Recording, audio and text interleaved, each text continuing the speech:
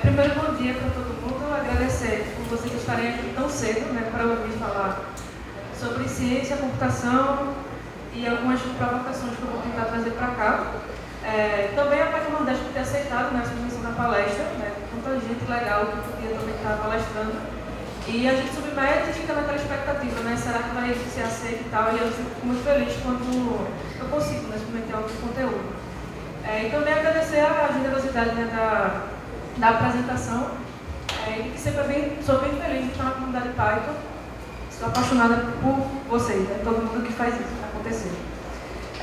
Já fui apresentada, então aqui eu não vou repetir muito, tá? Você já me conhece aí do que ela falou. E aí, só para começar a palestra, geralmente eu gosto de levar como uma conversa. Então, se quiser perguntar alguma coisa ou interagir, pode ficar bem à vontade. E aí, no início, eu estava conversando, né, com as meninas lá onde eu estou hospedada, né? E eu fiz uma pergunta para elas que era o seguinte: o que é que vocês lembram quando vocês escutam a palavra algoritmo? Eu, pelo menos, quando alguém está conversando comigo, eu começo a imaginar tudo que a pessoa está falando. Isso é bom, mas também é um pouco cansativo, né? Porque alguém fala para mim, eu estou imaginando, criando a história na minha mente. Eu perguntei, o que é que vocês acham dessa palavra? O que é que vocês lembram? E aí eu queria pedir para que alguém dissesse o que é que vocês lembram quando escutam ou vê essa palavra algoritmo. Pode ser uma pessoa ou duas aí. Ela falou primeiro, como falou? Ela falou a palavra processo. Teve alguém ali no fundo que falou alguma outra coisa. Receita de bolo. E aí, né, duas coisas. E vocês podem lembrar do que é que vocês pensaram na hora. E aí uma delas respondeu que lembrava disso aqui, zeros e uns, e que a imagem real era tipo isso aqui que vinha na cabeça dela. E aí, beleza. Mas alguém lembra disso daqui, quando vê essa palavra? Ninguém lembra disso, né? Beleza. Uma pessoa ali disse que lembrava disso. E aí é interessante o quanto que a gente associa o termo algoritmo de alguma forma a código, né? E a outra pessoa respondeu receita de bolo. Alguém falou ali também receita. E bolo é bem legal, né? Eu gosto de bolo. Mas aí ela falou de uma receita de bolo e eu fiquei pensando, né, o quanto que é diferente as duas referências. Um é muito mais ligado a código, a circuitos digitais, uma coisa mais assim mais pura da computação. E outra é uma descrição, né, de uma receita de bolo. E na real não existe definição errada sobre as duas coisas aqui, tá? Algoritmo pode ser várias coisas, mas a mais importante é que é uma sequência de passos, né, para a gente executar ou fazer alguma tarefa. Então, a receita de bolo realmente é um algoritmo. Aqueles zeros e uns ali, o resultado, até chegar nos zeros e uns no computador, ocorreu ali também uma sequência de instruções até ocorrer aquela transformação.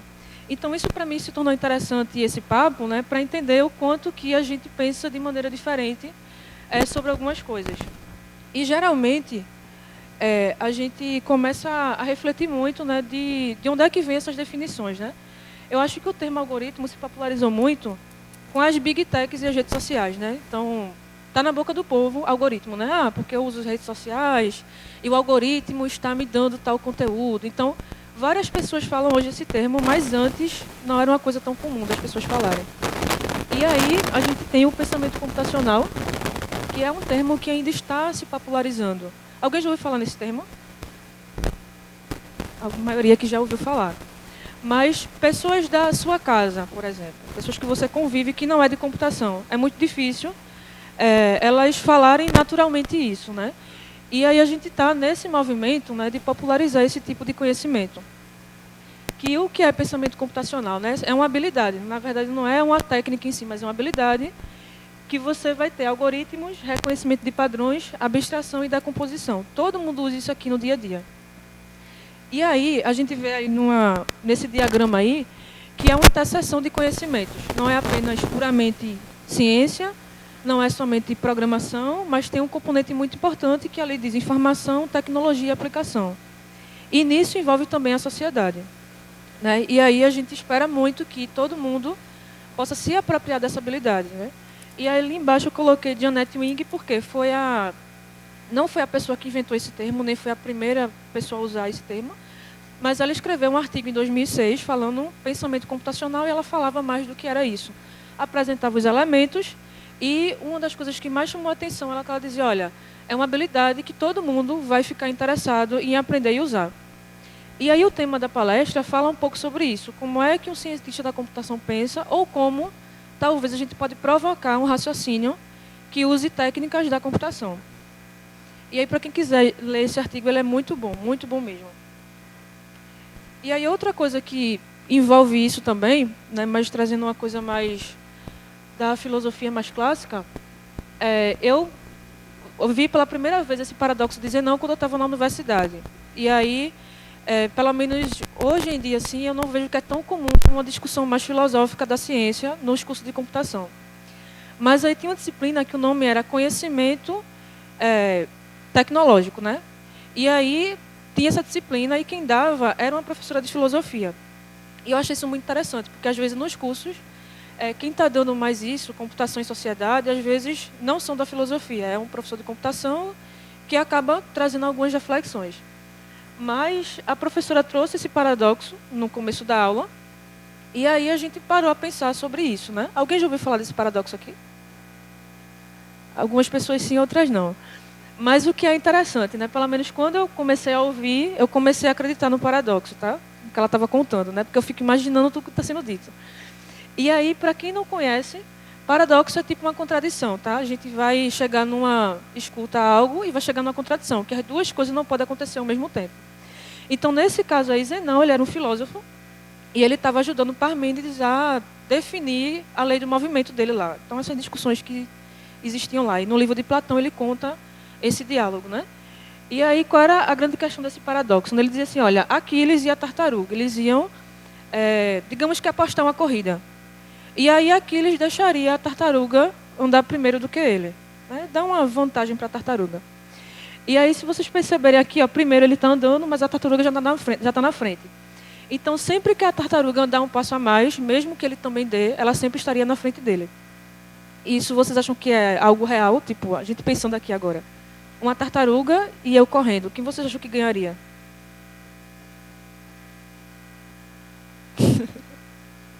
Não tenho vergonha de responder. Quem ganharia? Ninguém sabe. Quem aposta na tartaruga? Quem aposta em mim, então? Confia no meu potencial, né? Pronto, perfeito. Então alguém acreditou aí no meu potencial. Então, assim, na vida real, a gente sabe que quem ganharia seria um ser humano, não seria uma tartaruga. Mas o paradoxo, se a gente for começar a pensar, faz sentido, né? Porque, tipo, se a tartaruga está andando sempre à frente, eu também dando um passo, então a gente nunca vai se encontrar. Mas, na real, vai, né? Tipo, eu vou passar dela e tudo mais. E aí, o paradoxo em si, a gente pode achar que é uma besteira e tudo mais, mas qual é o exercício desse tipo de problema? É da gente ter um pensamento crítico e começar a refletir sobre as coisas. Então, na ciência da matemática, existem vários problemas nesse sentido e que faz com que você comece a pensar, isso daqui é uma conclusão verdadeira ou uma conclusão falsa? Como é que eu posso treinar o meu pensamento, o meu raciocínio para chegar a uma sentença ou uma conclusão? E, no caso dessa época aí, né, de quando surgiu esse diálogo, tinha esse fundamento de você ajudar na lei do movimento. Então, sempre tem um fundamento ali, um objetivo nesses diálogos de problemas matemáticos ou filosóficos, né? Isso daqui é um problema muito mais filosófico do que, de fato, matemático.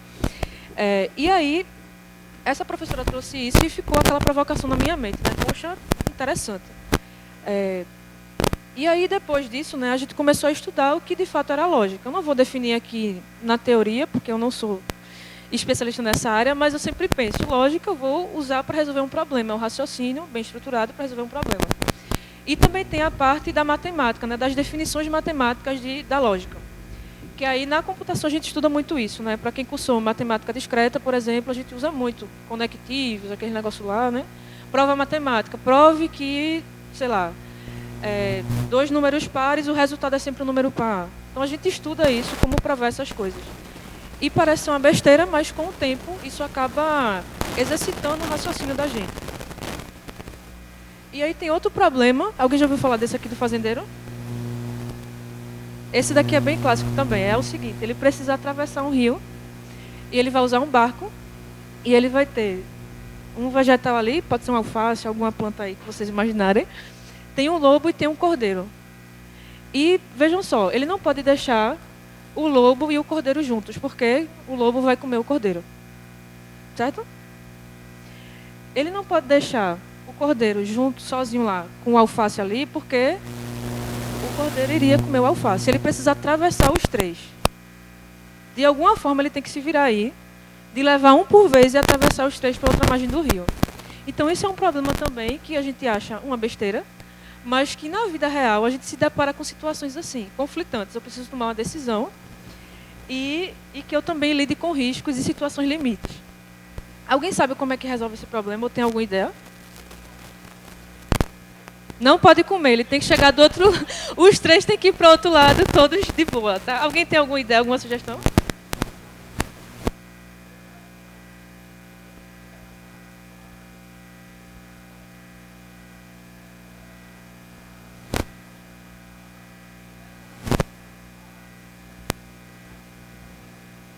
Exatamente. A solução é essa. Mesmo que não tiver pego todo o rolê aí. Mas, assim, a grande situação é... Não importa quem vai depois, mas o primeiro tem que ser a cabra. Tá? Porque ele vai, leva, depois ele pega outra coisa, traz ela de volta. Então, assim, na restrição do problema, não dizia que ele não podia ter ninguém junto com ele em algum momento. Ele só diz que tem que levar de um em um. Então, assim, problemas assim, a gente vai pensando, ó, como é que eu posso hackear isso aqui? Né? O que tem de fato na regra, o que não tem, como é que eu vou resolver? Então, são problemas assim que às vezes quebram um pouco a cabeça da gente, mas é interessante. Também é uma forma de você exercitar o raciocínio também da computação, né? Que aqui a gente está tendo abstração, ou seja, não importa a paisagem na resolução do problema, eu vou ter que dividir a minha solução, eu vou ter que ter um algoritmo, isso que ele falou aqui foi uma sequência de passos para conseguir levar os três para o outro lado. Então, a gente vai ter várias situações que a gente usa esse tipo de abordagem. E aí, por último, para vocês não ficarem com raiva de mim de estar jogando tanto problema, tem um também muito clássico, que é quando parar de procurar. Né? Nesse exemplo daqui, o meu problema seria contratar um programador ou alguém de tecnologia. E aí, imagine que eu tenho aqui essa sala, todo mundo aqui é candidato. Como é que eu iria selecionar a pessoa que tivesse cumprido mais os requisitos da vaga, tá? Que a gente vai abstrair algumas coisas. Sem que eu entreviste todo mundo, porque não daria tempo. E se eu desistir de uma pessoa, eu não posso escolher ela de novo. Então, imagine que eu entrevistei a Ana Dulce, a gente trocou uma ideia tal, poxa, acho que a Ana Dulce não dá muito match aqui, acho que não vou entrevistar outra pessoa. Desisti de Ana Dulce, Ana Dulce não vai rolar. E eu vou entrevistar outra pessoa, ou seja, já desisti de Ana Dulce, não posso voltar atrás. Mas talvez a Ana Dulce fosse a pessoa que tivesse o que eu estava querendo mesmo, mas eu já desisti dela, e agora? Eu não tenho certeza de qual posição aqui eu vou encontrar o perfil que eu quero. E esse é um problema clássico de, não só de parar de procurar, mas é parada ótima, é o nome do algoritmo da computação, né? De você fazer uma escolha otimizada e tal. O que é que vocês fariam numa situação dessa? Alguém tem ideia de uma estratégia? Isso pode servir para várias coisas. Dá para você um exemplo. Você quer comprar um apartamento. Como é que você vai escolher? Você vai visitar vários e você pode desistir de um e já ter sido melhor. Você pode usar também, tem gente que usa assim, para relacionamento também afetivo, tá? Quero escolher alguém para me casar. E aí, como é que eu vou fazer? Então dá para um monte de coisa, tá? O que você quiser inventar aqui para usar esse algoritmo funciona. E aí, uma das estratégias seria, você vai entrevistando, nesse caso aqui seria uma entrevista, mas você vai entrevistar algumas pessoas para você extrair um padrão. Tá? E o que seria esse padrão? Olha, será que as, 5 primeiras pessoas, elas eram mais parecidas com o perfil que eu queria? Né? E aí tem gente que atribui indicador também. Um valor ali para entender. Tipo Airbnb, tá? Você foi escolher lá um local para você se hospedar, você vê as notas, né? Esse daqui tem 5 estrelas, esse aqui tem 4, tem 3. E baseado nessa média aí, você vai meio que sabendo o estilo de imóvel, de hospedagem que você quer. Então, aqui, uma maneira de resolver isso seria entrevistar um conjunto, né, de pessoas, e aí você não vai escolher ninguém, você só vai entrevistar e conhecer esses perfis. E aí você vai ter uma noção do padrão que você quer. E aí, a partir disso, depois, você vai começar realmente a escolher alguém. É certeza que você vai ter o candidato mais assertivo porque você estava querendo? Não. Mas você vai ter um índice de acerto muito maior do que se você não fizesse isso. E aí tem um modelo matemático que ele diz assim, olha, você tem que, na sua amostra, tem que ter pelo menos 37% de entrevista, de busca, né? Então, se você quisesse aí, em um mês, né, comprar um imóvel, você iria, sei lá, visitar durante 37% do tempo vários imóveis e pelo menos conhecer a região, saber dos preços e tal. E passado dessa amostra, você ia começar, né, de fato, a escolher. Então, se eu tenho que entrevistar 100 pessoas, é a minha amostra total, tivesse aqui 100 pessoas, eu entrevistaria as 37 primeiras, teria um padrão, e a partir da 38 eu começaria a tomar uma decisão, beleza? Então, é um jeito de reduzir aí o seu risco de fazer uma escolha não tão boa. E aí, tipo assim, alguém já passou por um problema assim de escolha e ficou meio perdido de como fazer? Eu fico todos os dias, mas assim... por isso que às vezes eu vou experimentando para ver o que funciona. Mas assim, isso daqui tem um cálculo matemático, um monte de coisa. Mas esses são tipo de raciocínio que a gente vai vendo que não está apenas na computação, está em qualquer coisa que a gente faz. E aí a grande dificuldade que eu acho é a gente ter acesso a essas técnicas para poder aplicar, né? E aí tem também um paradoxo, assim, uma contradição, digamos, um questionamento muito interessante, se a computação é uma ciência natural, né? Todo mundo diz que é uma ciência exata, né? Que é uma coisa mais fixa. Tem também uma galera que acha que é uma ciência que envolve as humanidades e uma coisa mais filosófica. E também tem essa questão do que é natural, né? E aí, o que é que vocês acham? Na opinião de vocês?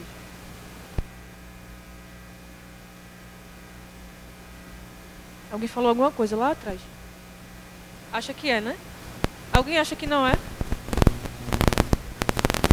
Quem acha que é natural? Quem acha que não é natural? E a maioria é indeciso. Oi?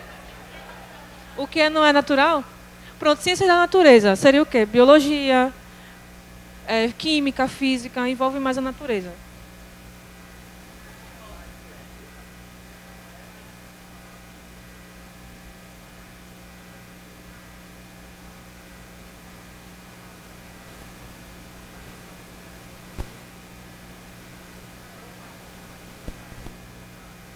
Poderá ser, né? Interessante. Ele estava falando que a maioria ficou indeciso porque antes não era visto como uma ciência natural, uma coisa mais fixa, e agora está uma coisa mais interdisciplinar. Pelo que eu entendi, ele estava querendo colocar essa questão. Faz sentido, né? E aí eu vou trazer aqui uma referência, que eu não vou falar esse nome, tá? Porque eu não sei falar inglês, mas ele é bem conhecido, né, na matemática, na computação. Ele diz o seguinte: a ciência da computação não é realmente uma ciência, não estuda objetos naturais. Trata-se de conseguir fazer algo em vez de lidar com abstrações. Eu achei isso aqui bem paradoxal, porque é praticamente diz tudo o contrário do que eu estava falando e do que a gente também aqui estava concluindo. Mas é uma forma de pensar e tem uma galera que acredita nisso mesmo, sabe? Que é caixinhas e aí você faz o seu ali e até que nem é ciência. E aí essa imagem daqui, o que acontece? Eu vou chegar num ponto. Quando eu vi essa imagem, eu pensei, não, isso aqui deve ser algo da biologia, né? Pelo menos para mim, quando eu vejo, eu lembro de algo de biologia. Tu lembra de quê? Ela falou, lembra de grafo, né? Ó, uma pessoa que lembra de grafo, eu lembro de coisas de biologia. Alguém lembra de alguma outra coisa? Espaço vetorial. A galera aqui é muito inteligente, tá ligado? Espaço vetorial é da álgebra linear, também usa na física. Alguém assim que lembra de uma coisa mais... redes, a galera, é tudo de computação mesmo aqui, a galera. E aí o que danado é isso, né? O primeiro aqui são proteínas de levedura interagindo. São proteínas, uma coisa natural. E ali do lado, alguém falou de redes, é a interação, é uma pesquisa que fizeram, né? Interações entre cientistas do Vale do Silício. Então, a gente usa muito esse tipo de análise para análise de dados, interações em redes sociais, então a gente tem esses mapeamentos. Então, a gente tem aqui uma ciência natural e a gente tem ali uma abordagem da computação. Então a gente percebe que a modelagem do problema é muito parecida. É muito semelhante. E se a gente só mostrar isso daqui, a gente podia dizer que era a mesma coisa pela imagem, né? Mas a técnica é muito parecida. E aí tem um outro, né, pensador aí, também cientista da computação, que ele fala o seguinte: a computação é o estar uma atrás da outra e desviar de obstáculos, e assim, ó, é tudo muito organizadinho. Então é um movimento também de fluxo. E aí, tipo, na física tem um pessoal que pesquisa o movimento das formigas para fazer modelagem da física também, da química. Então, assim, é um negócio fantástico, que eu não sabia que existia isso. E aí tem esse ponto, né, de que modelar fluxos de informação na natureza é fazer computação. Né? Então, a gente vai ter vários momentos ali que a computação está presente e que a gente vai ter uma certa dificuldade de perceber, assim, olha, isso aqui tem computação no meio. Né? E por que eu acho que é difícil? Porque são coisas que ainda não está, ainda, por exemplo, nas escolas. A gente já vê muita coisa de química, de física, a gente estuda um pouco mais de filosofia, um pouco de arte, mas computação na educação básica ainda já é obrigatório o ensino a partir desse ano, mas de fato não está ainda na escola. Então é mais difícil que a maioria das pessoas tenham essa percepção, né? E também é um conhecimento ainda muito elitizado, vamos dizer assim. Né? O que a gente estava conversando aqui. Se minha mãe entrasse aqui na sala, ela não ia entender nada. Não é porque ela não sabe ou ela não pode entender, mas é porque é uma coisa muito assim, sabe? Muito distante da maioria das pessoas. E aí, a gente tem um desafio muito grande, né, a respeito disso. E aqui eu trouxe outro exemplo. Quem gosta de futebol? Eita, gente, eu também gosto. Adoro futebol, eu gosto muito mesmo de futebol. E aí eu trouxe um exemplo aqui, né, de um fluxo também. Futebol também é um fluxo. A gente pode achar que não, mas é também. E de como a gente pode, né, usar os fluxos de informação natural para projetar algo artificial. Então, quando a gente projeta robôs que vão jogar futebol, a gente também partiu de algo natural, modelou aquilo dali e fez uma aplicação. Então, é praticamente impossível fazer ciência, computação sem pessoas, sem o humano.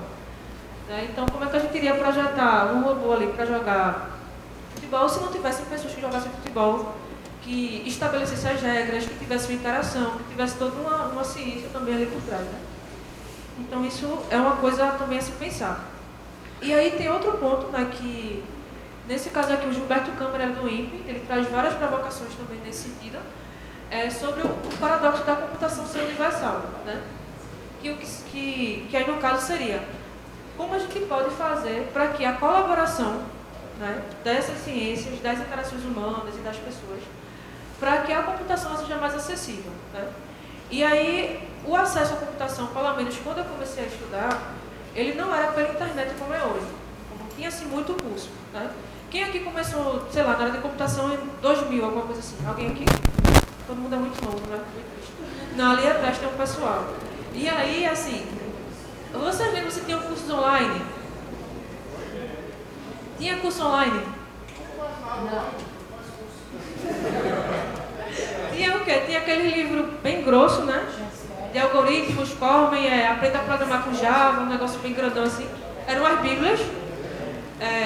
Aprenda a programar com Android, né? Pronto, o Android era isso. Você tinha que comprar um livro, o livro ficava ali uns 2 anos valendo ainda, mas você não tinha muito recurso. Então, você, se quisesse aprender programação, que é uma área bem específica da computação, você tinha que fazer um curso superior, uma graduação em computação. Se você fizesse química, matemática, não tinha muito contato. Hoje já é uma coisa mais interdisciplinar. Só que qual é o grande problema? A gente vai estar na graduação de computação e a gente tem pouca interação com as outras áreas. E, pelo menos aqui, em alguns exemplos, a gente viu que computação não se faz sozinho, sem interação, sem colaboração. E se a gente for pensar, a maioria dos avanços, né, dos últimos séculos, assim, dos últimos anos, não foi computação pura sozinha. Era computação com alguma outra ciência, alguma interação extra que fez ali a inovação. E ele traz o seguinte: a computação está em todos os lugares e sistemas, exceto no departamento de computação das universidades. Né? Então, exemplo, esse tipo de discussão aqui, né, que a gente está tentando fazer, a gente tem contato, mas em cadeiras separadas, assim, muito pulverizado. E é complicado, né, que a gente se forme como cientista, desenvolva um raciocínio, um pensamento mais compartilhado, que não seja puramente tecnicista. Ou tipo, a gente vai aprender aqui a programar em Java para resolver algoritmos X, Y, Z, porque a gente também tem que arrumar um emprego. Massa. Emprego é importante, né? A gente tem que pagar boletos. Mas há pouca discussão da questão ética do que você está fazendo, do impacto social daquilo dali, né? Então ainda é uma coisa muito distante que, pelo menos nós, assim, que já estamos dentro da área, que já estamos nesses ambientes, seja acadêmico ou de indústria, a gente poderia pensar um pouco mais sobre isso, né? Do que a gente faz, a importância que isso tem, como a gente pode se instruir um pouco mais, né? E aí ele traz essa crítica às universidades, embora a gente esteja em uma universidade fazendo um evento. Eu não sou anti-acadêmica, eu sou formada também, estudei muito tempo, formada há pouco tempo, estou comemorando a minha formatura, inclusive aqui.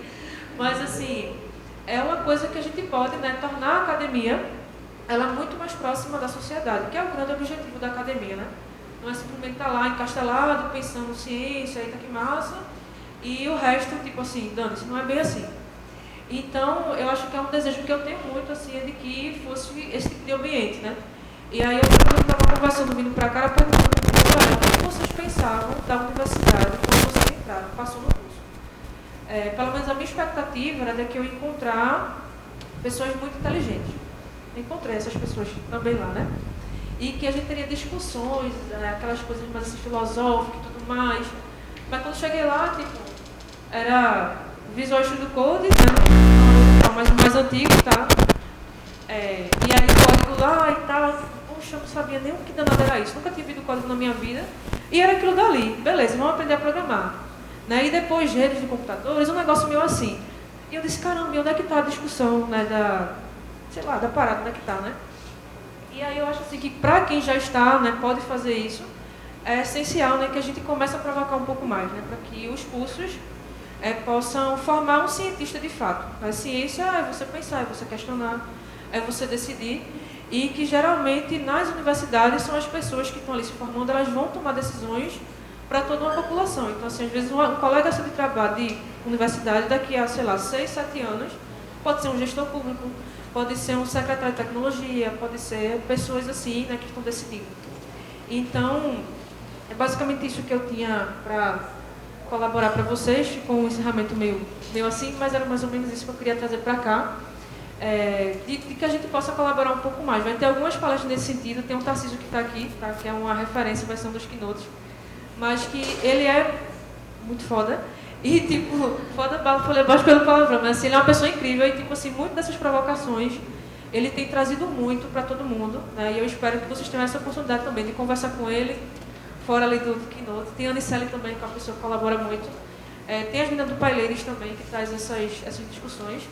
E que a gente possa se unir mais nesse sentido, tá? De provocar as pessoas a conhecerem mais a ciência, mas de uma forma humanizada e interdisciplinar. Obrigada, gente.